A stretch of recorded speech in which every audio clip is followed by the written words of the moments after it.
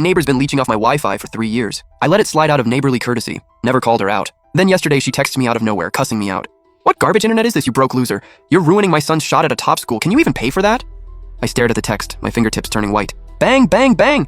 Someone was kicking my door like crazy. What kind of crappy internet do you have? Go upgrade to gigabit right now. You're screwing up my son's future. You couldn't pay for it even if we sold you.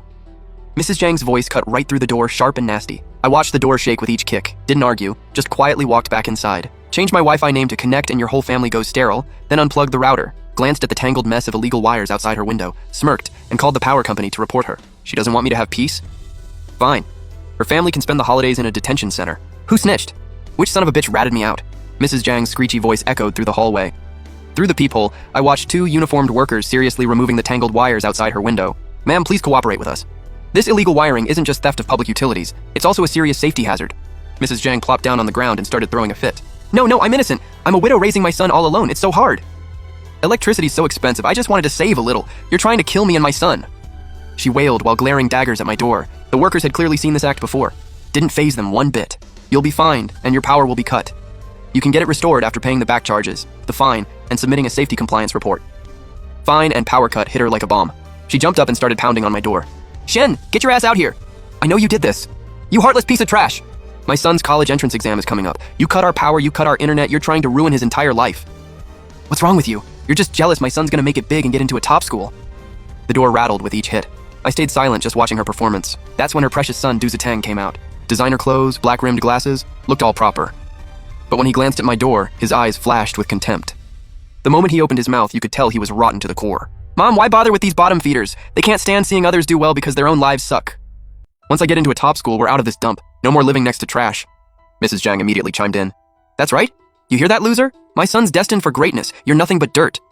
The neighbors started gathering around, most siding with Mrs. Zhang, thinking I went too far. In this world, the squeaky wheel gets the grease, and the loudest drama queen gets the support. I quietly pulled out my phone, hit record, and called the property manager. Hello, Manager Joe?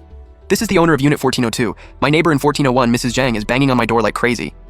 She's threatening and verbally abusing me. It's seriously disrupting my life. Please come handle this. Hung up, leaned against the door listening to the cursing outside. I knew this was just the beginning. Manager Joe showed up quick, immediately trying to play peacemaker. Come on, Mrs. Zhang, Shen, you're neighbors. Can't we just talk this out? The second Mrs. Zhang saw him, the waterworks started again. Manager Joe, you gotta help me out here. This Shen guy, he's jealous of my son's grades. He cut off our internet and reported me for stealing electricity.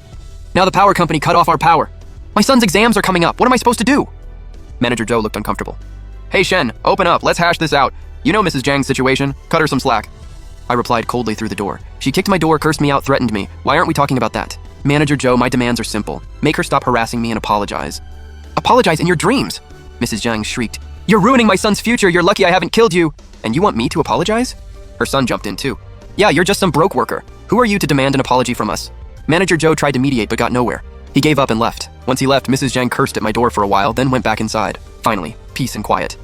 But I knew it wasn't over. Sure enough, that night I heard rustling outside my door. Opened the door to find a bag of stinking food waste dumped on my doormat. Liquid everywhere, sticky and disgusting. No doubt it was Mrs. Zhang. I took photos with a straight face, cleaned it up. Over the next 3 days, she kept at it. Every day, garbage at my door like clockwork. Every day I photographed and cleaned it up. I didn't confront her or call management. Without proof, she'd deny it and flip the script on me. I ordered a pinhole camera with night vision online and hid it in my doorframe. Day 5, 1 a.m., Mrs. Zhang's sneaky figure appeared on camera. She set down a black garbage bag at my door like a pro. Not satisfied, she pulled out a marker and drew a big turtle on my door. Done, she dusted off her hands smugly and left. I saved every second of that footage, waiting for the perfect moment to strike back. A few days later, the neighborhood group started a Support Our Exam Students campaign.